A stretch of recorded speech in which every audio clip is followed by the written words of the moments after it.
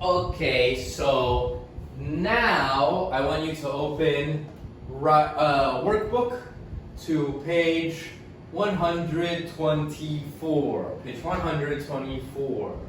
All right. I will read these extracts. Okay, I will read them again because they will be part of your test. Okay, the extracts and then on the next page. So it's important that you look at this and also you pay attention. You can underline all of the verbs and the prepositions, okay, that are there. Hi. Oh no. Okay. So let's read this together. Okay. So this is one of 22 novels involving the character Detective Inspector Wexford, who lives and works in the fictional town of Kingsmarkham in England. Wexford is a typical country police officer, and he is more interested in police and the reasons for their crimes than in clues or forensic evidence. In Shake Hands Forever, Wexford has to spend some time in London looking for a man he believes is a murderer, but he is not really comfortable in large cities and he often gets lost. Okay? So, if you don't know, I know I explained this before, but clues or forensics evidence, what are clues? It's like things that show that you did something bad. It shows a person did a crime, okay? Crime is something that does not follow the laws. The police follow the laws. They make sure other people follow the laws, okay? So it's in England, it's in a fictional town, it's not a real town, okay? And it talks about a murder. All right, let's go on to 2.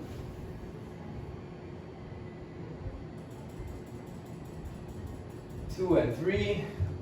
So this is Q&A Slumdog Millionaire. So a boy from the slums of Mumbai answers all the questions on a TV show correctly and wins $1 billion rupees. Everyone wants to know how a poor boy with little education could possibly know the answers. Q&A Slumdog Millionaire tells a story of the main events in the boy's life, which explain how he was able to answer the questions and win the contest. Okay? So slums, like I told you before, is a poor neighborhood. Okay? So it's a poor boy with little education. So with here is a little like in Chinese have. So it means that he doesn't have education. Okay? He doesn't have a schooling. He doesn't have schooling. Okay? And then it's the story of the main event. So of here, it means that like what's inside of the story. Of will mean something that's inside, that it contains it. So what's in the story? It's the main event. Okay, and it's in the boy's life. Okay? Okay, then let's read Call of the Wild. So Jack London was born in San Francisco in 1876. In the 1890s, gold was found in the Yukon area of Canada. Yukon area is a place that's very north of Canada. It's very cold and not many people live there. Jack London and many other people went there hoping to become rich. He never found any gold, but he became rich from his books. And many of his stories are written about the Yukon. The Call of the Wild is about a dog named Buck. In the winter, the rivers freeze, and the people need dogs to help them carry things. Dogs need to help them carry things. Buck has several owners, okay? So in here is gold was found. This is a passive sentence. Okay, so that means people found gold. Gold was found. Gold was found means people found gold. Okay? And hoping to. So hoping has ing, so you need to after hoping, okay? And then written about. Okay, so what is his writing about? It's about the Yukon. Okay? What is, and then to help, carry, and need to. Alright? Okay.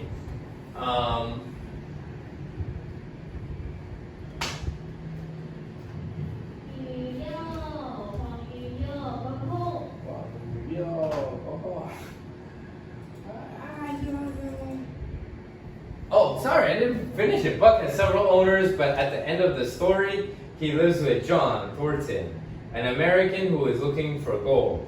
Thornton rescued Buck from a bad man who hit him, and Buck loves Thornton very much. Guys, I would also, for the test, you should memorize all of these things, okay? Try to memorize all of these things, right? Especially the things I underlined. All right.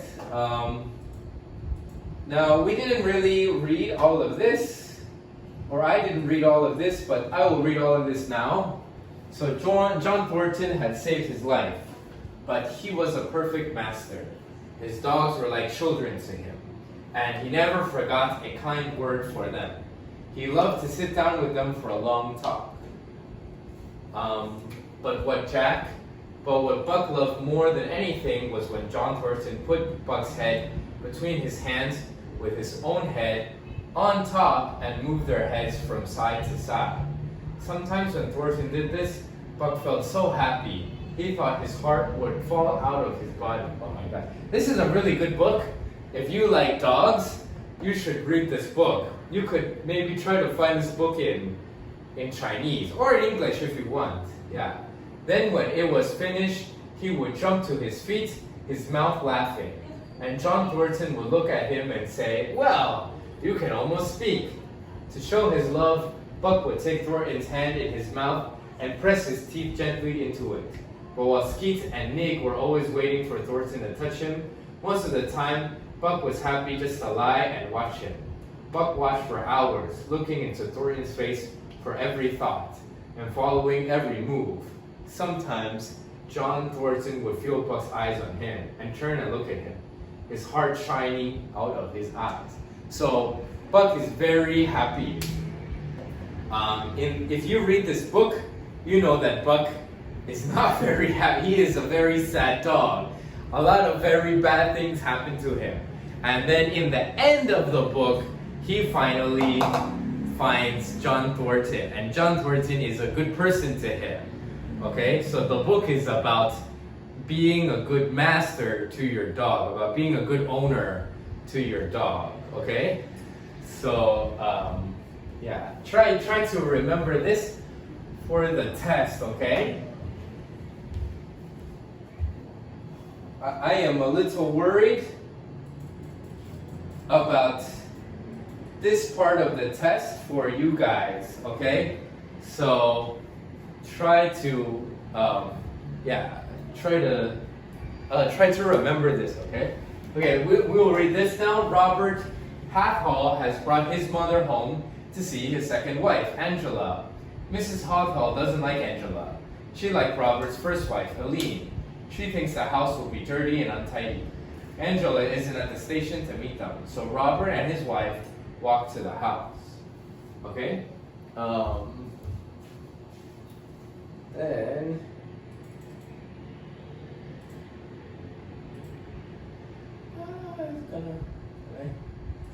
maybe you can actually look in your books. No.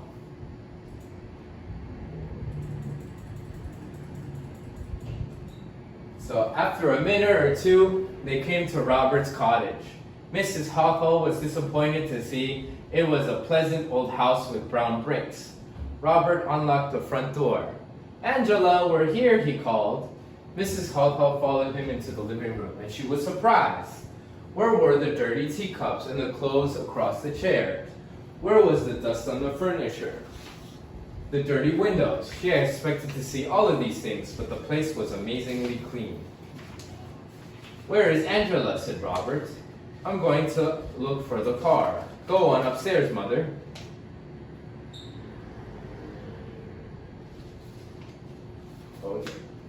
"Go on upstairs, Mother.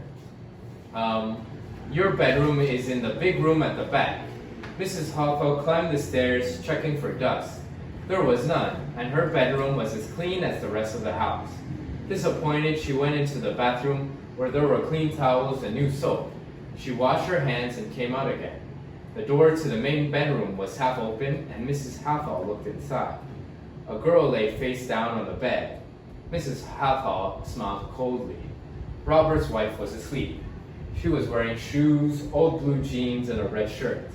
They wore the same clothes they had worn when they met at Earl's Court. Mrs. Hawthorne remembered Aline's pretty afternoon dresses. Aline only slept in the afternoon when she was ill. She walked across the bedroom and looked down at the girl. She put a hand on the girl's shoulder to shake it. Then she stopped. The girl's neck was cold, and there was an ugly purple mark on it. She was dead. Ba ba ba ba ba. Okay, and then let's read this one. So the boys are at a carnival, and they decide to visit a fortune teller. Salim paid his money and put out his hand. The fortune teller looked at it. After a time, he said, "I see a very good fortune for you." "Do you?" said Salim. "Please, what will I be?" Mrs. Saxtree closed his eyes for 10 seconds, then opened them. "You have a beautiful face," he said. "You will be a very famous actor." He turned to me. "Do you want to show me your hand?" "No, thank you," I said, and I began to move away. Salim stopped me. "You have to show him your hand," he said. "Do it for me, please." So I gave the old man my 10 rupees and held out my right hand. He looked at it for more than 5 minutes. Then he made some notes. "What's wrong?" asked Salim. The fortune teller shook his head. He did not look happy. "You will have many problems," he said. "I can help you, but it will cost money." "How much?" I asked. 200 rupees, he said. "You could ask your father for the money." "Is that his big bus?" I laughed. "We're not rich children," I said. "We're orphans from the Delhi Home for Boys. That bus doesn't belong to our father. You should have checked before telling us stories." Salim and I were walking away when the fortune teller called to me. "Listen," he shouted. "I want to give you something." I walked back and he gave me an old 1 rupee coin. "It's a lucky coin," he had said. "Keep it, you will need it." Salim wanted an ice cream, but we had only 1 rupee, and that would not buy us anything. Suddenly, I dropped the coin.